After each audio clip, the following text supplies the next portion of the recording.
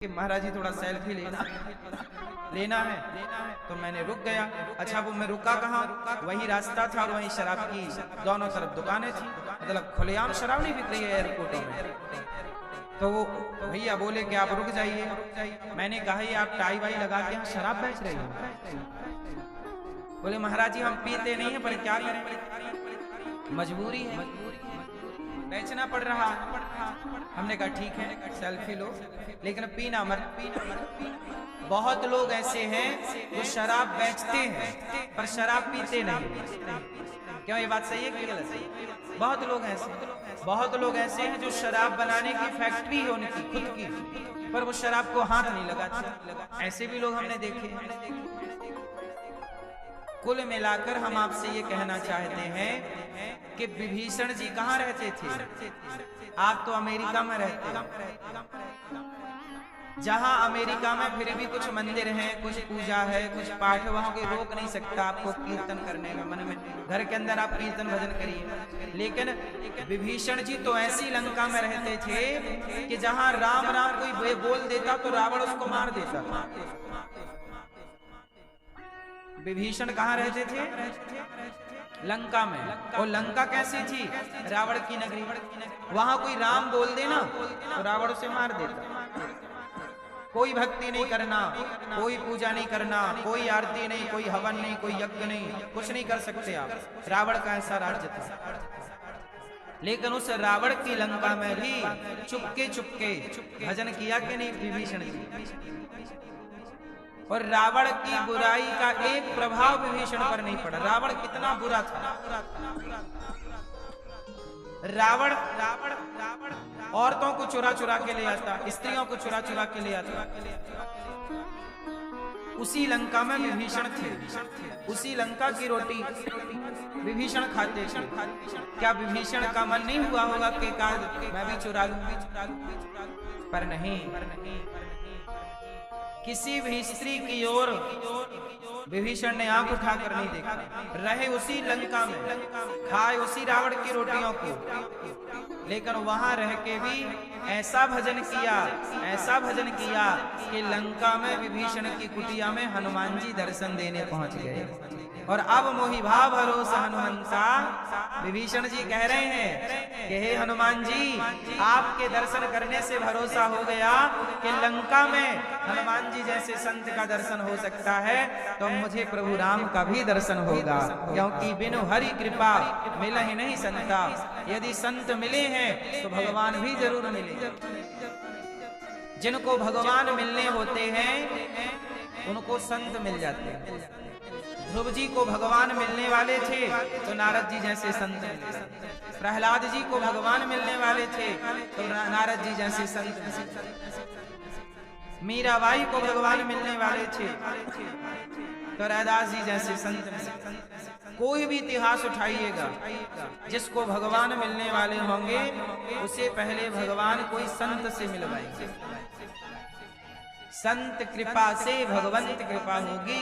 अब मोहि भाव भरोसे हनुमंता, बिनु हरि कृपा मिले नहीं संता। हे हनुमान जी, इस भरी लंका में पापियों के बीच में आप हनुमान जी गए ना सीता माँ की खोज करने, तो सीता माँ की खोज करते करते हनुमान जी कहाँ पहुंच गए?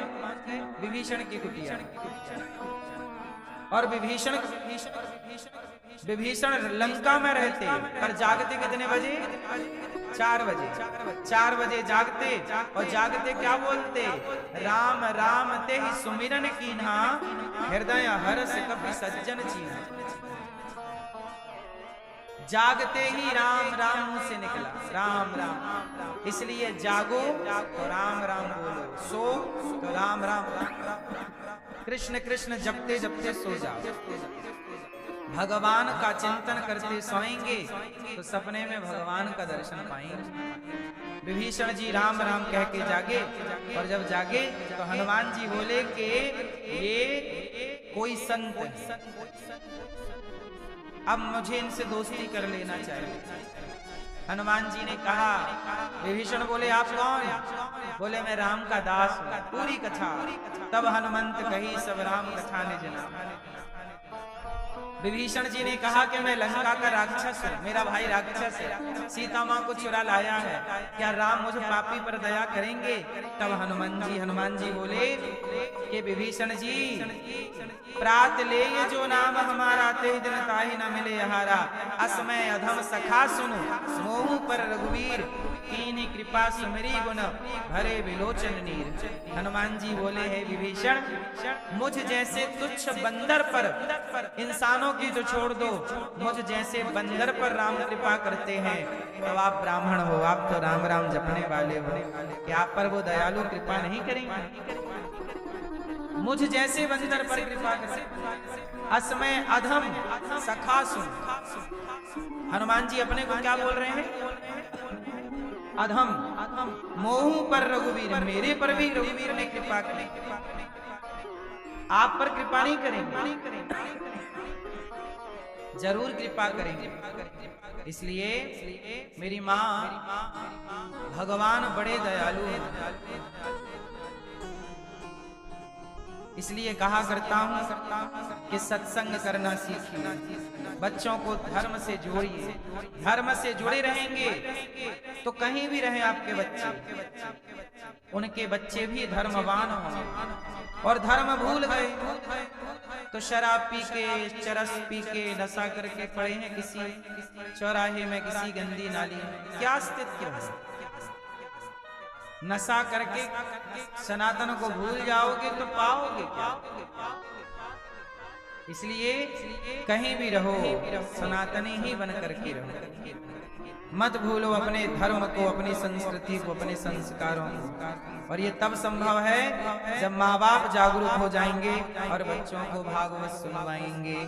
सच्चिदानंद रूपाय विश्वोत्पत्त्यादि हेतवे तापत्रय विनाशाय श्री कृष्णाय वयं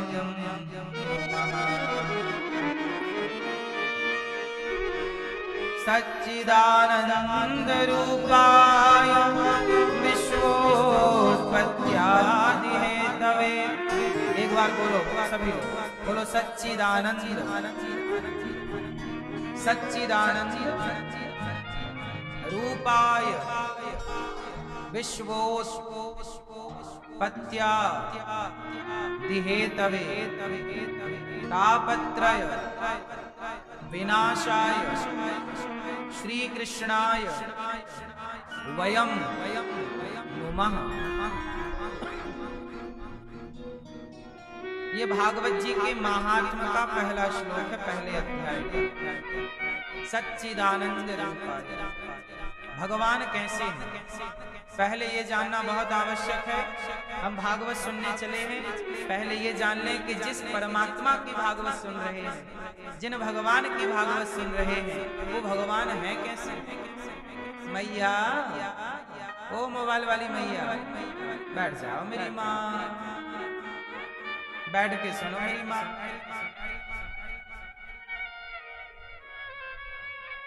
मैया, आवाज आ रही है? भगवान कैसे हैं? मैया बताओ भगवान कैसे हैं? कैसे हैं मेरी माँ? कैसे हैं भगवान? भगवान का स्वभाव कैसा है? भगवान का स्वभाव बहुत दयालु है, दयावान है। शबरी के जूठे बेर खाते हैं, विदुरानी के छिलके खाते हैं, सुदामा के कच्चे चिवड़ा खाते हैं, चावल, और भक्तों के भाव से जो भक्त से खवा दें प्रेम से, वो ग्रहण करते हैं। तो भगवान का स्वभाव कैसा है? सबको मिल जाते हैं। हाथी को मिल गए, गजेंद्र को, शबरी को मिल गए, विभीषण को मिल गए, सुग्रीव को मिल गए, केवट को मिल गए, अरे पक्षी था जटायु, जटायु जी को मिल गए। भगवान इंसानों को ही नहीं, बंदर को, पशु को, पक्षी को भी सुलभ हैं। ऐसे भगवान दीन दयाल। कैसा है स्वभाव भगवान का? दयालु है। बहुत दयालु हूं। शिशुपाल ने 100 गालियां दी, 100 गालियां रोज 100 गालियां सुनते और उसे क्षमा कर देते। अब बता